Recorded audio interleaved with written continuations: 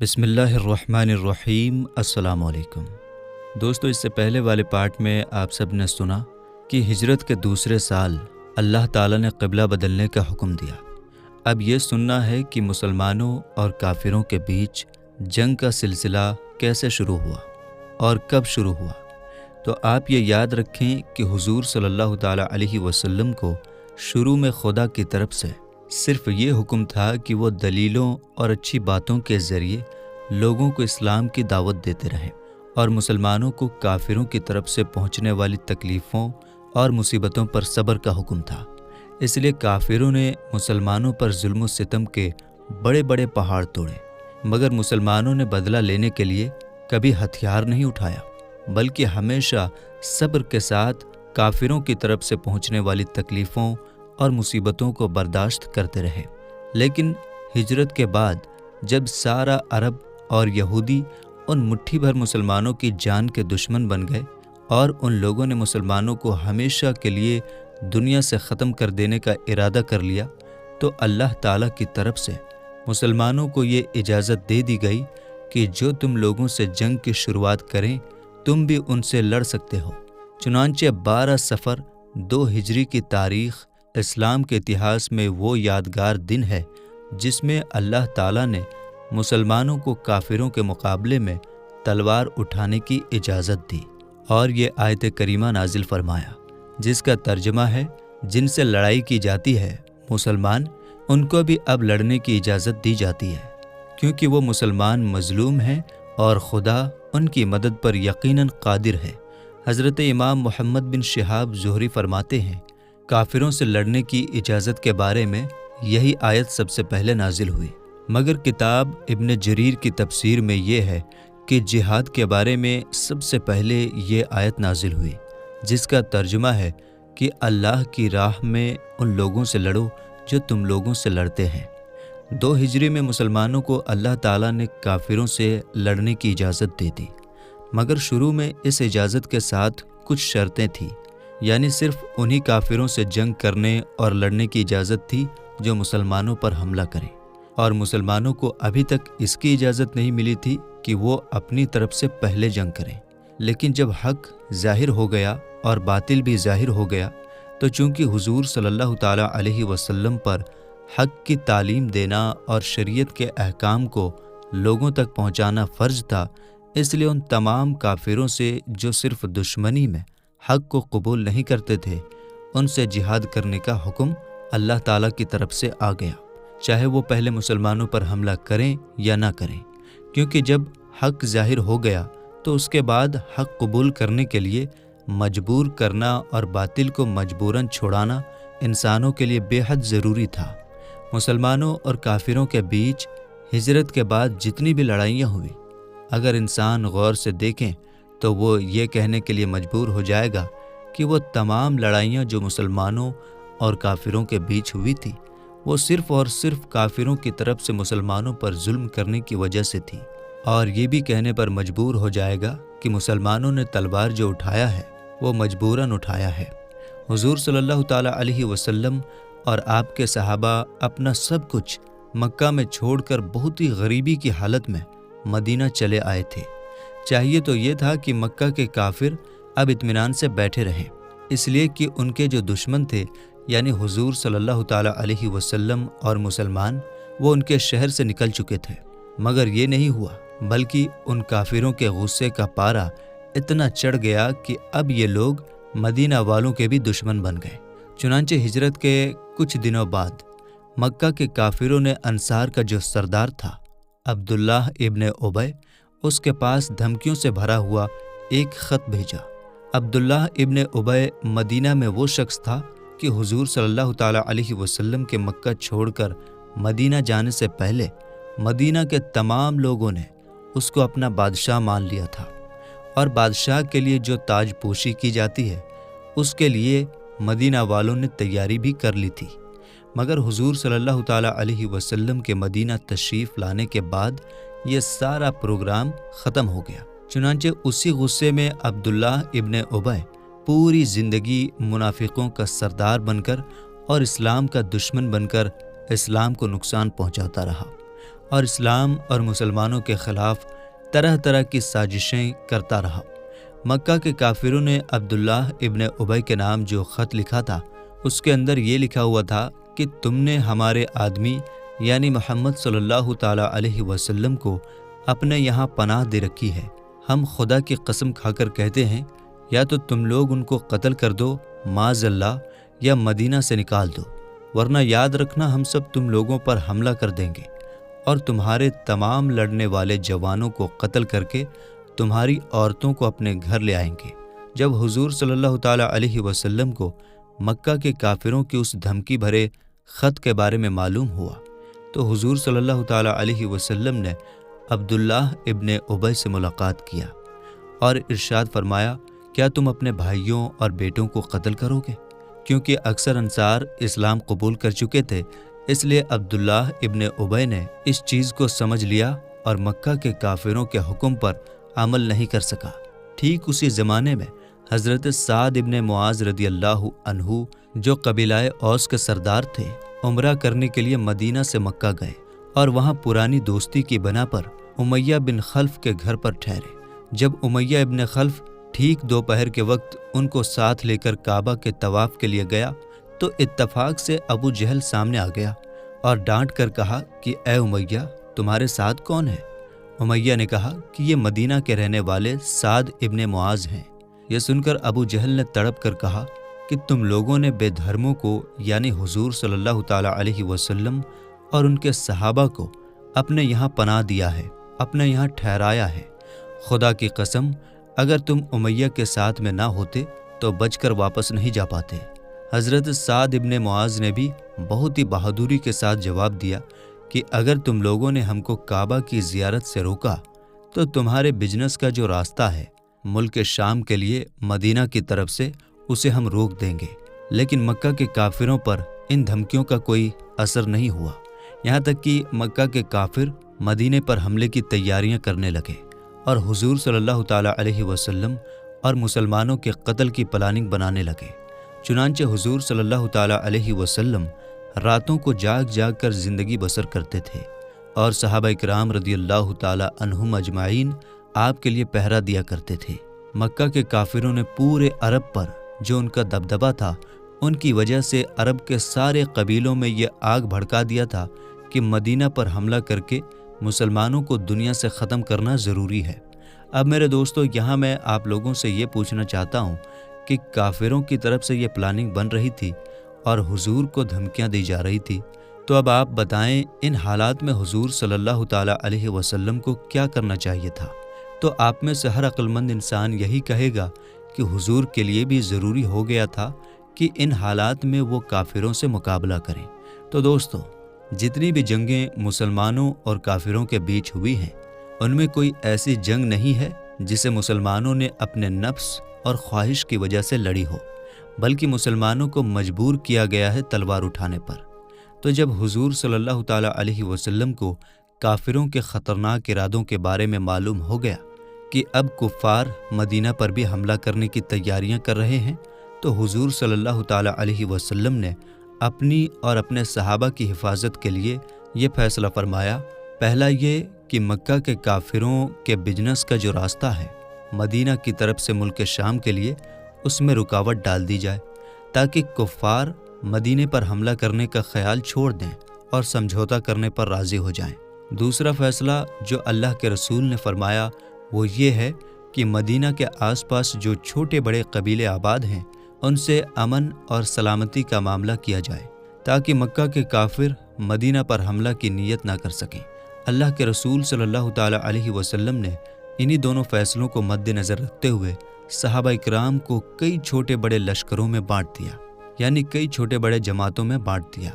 اللہ کے رسول صلی اللہ تعالیٰ علیہ وسلم نے کچھ لشکروں کو مدینہ کے آس پاس بھیجنا شروع کر دیا اور کچھ لشکروں کے ساتھ اللہ کے رسول خود بھی تشریف لے گئے۔ صحابہ کرام کے یہ چھوٹے چھوٹے لشکر کبھی تو مکہ کے کافروں کے بارے میں یہ پتہ لگاتے تھے کہ وہ کیا کر رہے ہیں، اور کبھی یہ لشکر امن اور سلامتی کا معاملہ کرتے تھے، اور کبھی یہ لشکر مدینہ سے باہر اس لیے جاتے تھے کہ مکہ کے کافروں کے لیے ملک شام کا جو راستہ ہے مدینہ کی طرف سے، उसे बंद कर दिया जाए।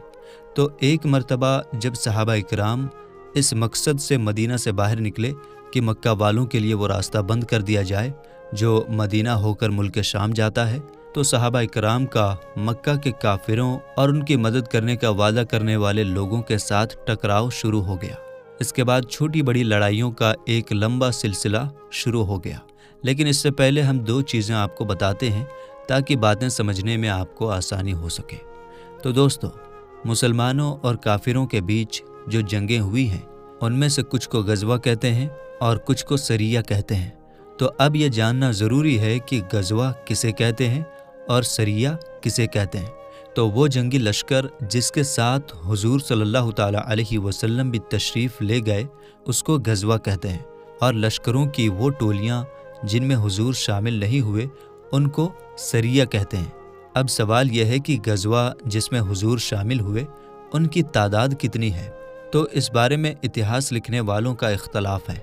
मवाहिब लदुनिया जो इस्लाम के इतिहास में बहुत ही भरोसेमंद किताब है, उसके अंदर है कि गज़वात यानी जिन जिन लश्करों में हुजूर पाक शामिल हुए उनकी तादाद 27 है। इसी तरह एक किताब है रोज़तुल अहबाब, उसमें यह है कि गज़वात यानी जिन जिन लश्करों में हुजूर शामिल हुए उनकी तादाद कुछ लोगों के नज़दीक 21 है, कुछ लोगों के नज़दीक 24 है, और कुछ लोगों के नज़दीक 25 है, और कुछ लोगों के नज़दीक 26 है। मगर इमाम बुखारी ने हज़रत ज़ैद बिन अरकम से एक रिवायत नकल किया है जिसके अंदर ये है कि गज़वात जिनमें हुजूर शामिल हुए उनकी कुल तादाद 19 है, और उन 19 में 9 गज़वात वो हैं जिनमें मुसलमानों और काफिरों के बीच लड़ाइयाँ भी हुई। अब सवाल यह है कि वो 9 गज़वात कौन से हैं जिनमें लड़ाइयाँ हुई। तो वो ये हैं: नंबर 1 जंग बद्र, नंबर 2 जंग उहुद, नंबर 3 जंग अहज़ाब, नंबर 4 जंग बनु कुरैज़ा, नंबर 5 जंग बनु अल-मुस्तलिक, नंबर 6 जंग खैबर, नंबर 7 फ़तह मक्का, नंबर 8 जंग हुनैन, नंबर 9 जंग ताइफ। तो सरिया जिसमें हुजूर सल्लल्लाहु ताला अलैहि वसल्लम शामिल नहीं हुए उनकी तादाद के बारे में भी इतिहास लिखने वालों का इख्तलाफ है। कुछ लोगों ने उनकी तादाद 47 बताया है और कुछ लोगों ने 56 बताया है। अब ये याद रखें कि इस्लाम के इतिहास में सबसे पहला गज़वा यानी वो सबसे पहला लश्कर जो काफिरों के लिए रवाना हुआ और उसमें हुजूर शामिल हुए वो है ग़ज़वाए अबवा। इमाम बुखारी से ये रिवायत है कि इस्लाम के इतिहास में सबसे पहला गज़वा जिसमें हुजूर शामिल हुए वो ग़ज़वाए अबवा है, और सबसे आखिरी गज़वा जिसमें हुजूर शामिल हुए वो ग़ज़वाए तबूक है, और सबसे पहला सरिया सरियाए हमज़ा है जिसमें सहाबा मदीना से जंग के लिए रवाना हुए और हुजूर उसमें शामिल नहीं हुए। हिजरत के बाद तकरीबन हुजूर सल्लल्लाहु ताला अलैहि वसल्लम का पूरा ज़माना जो मदीना में गुज़रा वो गज़वात और सराया के इंतज़ाम में गुज़रा। वजह यह है कि अभी आपने सुना कि गज़वात की तादाद कितनी है और सराया की तादाद कितनी है। तो चूँकि इस्लाम के इतिहास में गज़वात की जो सबसे कम तादाद है वो 19 है और सराया की जो कम से कम तादाद आई है वो है 47। तो अगर गज़वात और सराया को मिला लिया जाए तो कुल ये छोटी बड़ी 66 लड़ाइयाँ होती हैं। तो हुजूर सल्लल्लाहु ताला अलैहि वसल्लम को 9 सालों में छोटी बड़ी 66 लड़ाइयों का सामना करना पड़ा। अब यहाँ से ये बात साफ होती है कि गज़वात और सराया का बड़ा गहरा रिश्ता है। हुजूर पाक सल्लल्लाहु ताला अलैहि वसल्लम की पूरी ज़िंदगी से अगर गज़वात और सराया को बिल्कुल छोड़ दिया जाए तो हुजूर की ज़िंदगी मुकम्मल नहीं हो पाएगी। इसलिए मैं कुछ मशहूर ग़ज़वे और सराया के बारे में आप सबको बताता हूँ। हुजूर पाक सल्लल्लाहु ताला अलैहि वसल्लम ने हिजरत के बाद जब जिहाद की आयत नाजिल हुई तो सबसे पहले जो एक छोटा सा लश्कर कुफ़ार के मुकाबले में रवाना फरमाया था उसका नाम है सरियाए हमज़ा। हुजूर पाक सल्लल्लाहु ताला अलैहि वसल्लम ने अपने चचा हज़रत हमज़ा रदियल्लाहु ताला अन्हु को एक सफ़ेद झंडा अता फरमाया और झंडे के नीचे सिर्फ 30 मुहाजिरीन सहाबा को कुफ़ार के एक लश्कर के मुकाबले में भेजा जो 300 की तादाद में थे और अबू जहल उनका कमांडर था। हज़रत हमज़ा रदियल्लाहु ताला अन्हु उस जगह तक पहुँचे जिसे सैफुल बहर कहते हैं और दोनों तरफ से लड़ने की तैयारियां हो गईं। لیکن ایک شخص جس کا نام مجدی بن عمرو جہنی ہے، وہ مسلمان اور کافروں کے بیچ میں آ کر لڑائی کو روک دیتا ہے۔ اس کی وجہ یہ ہے کہ اس شخص کا مسلمانوں اور کافروں دونوں سے یہ طے ہوا تھا کہ ہم تمہارے دشمن کے ساتھ لڑیں گے۔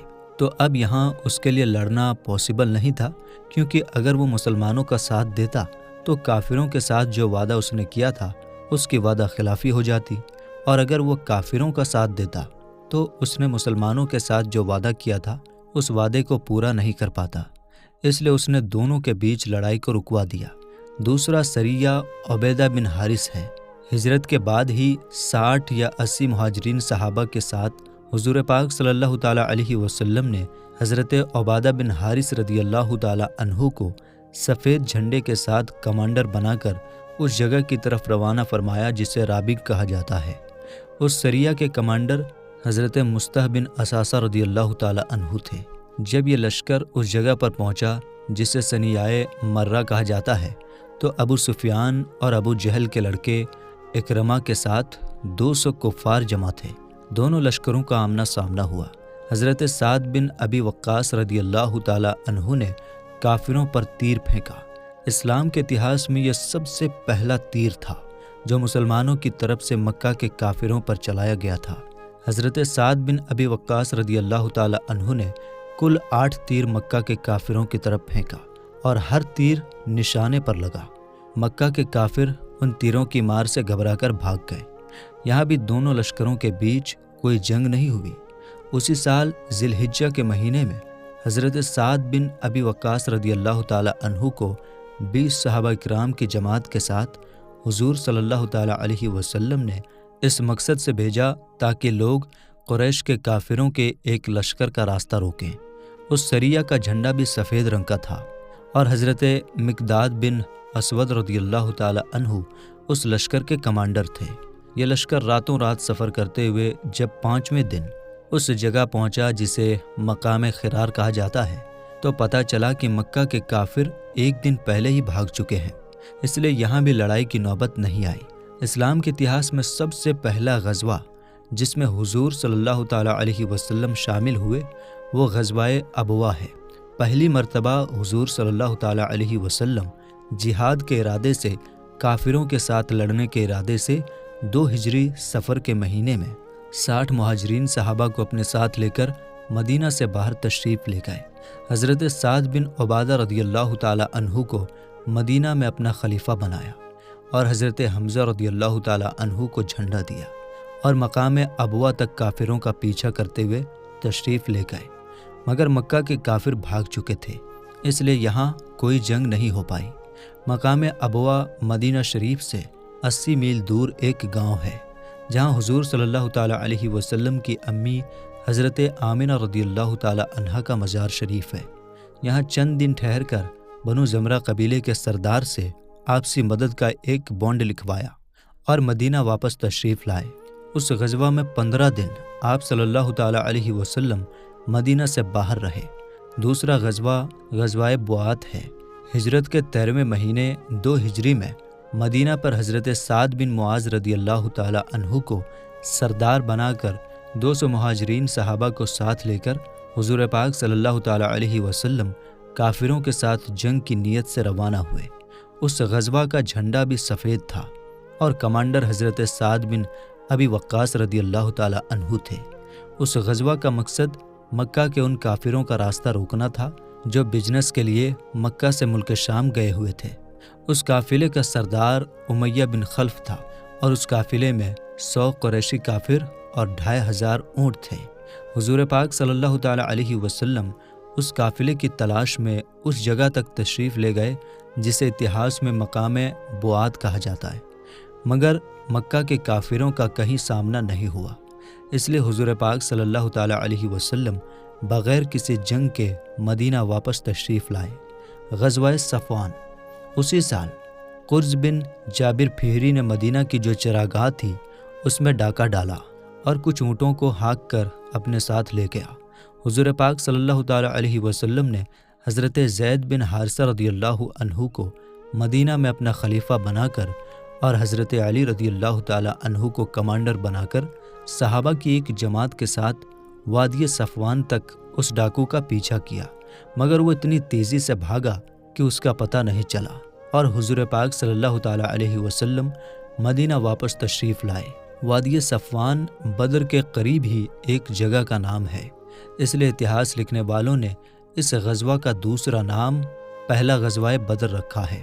اس لیے یاد رکھنا چاہیے کہ غزوہ صفوان اور پہلا غزوہ بدر دونوں ایک ہی غزوے کے دو نام ہیں۔ غزوہ ذی العشیرہ۔ اسی سال 2 ہجری میں مکہ کے کافروں کا ایک قافلہ بزنس کا مال لے کر مکہ سے ملک شام جا رہا تھا۔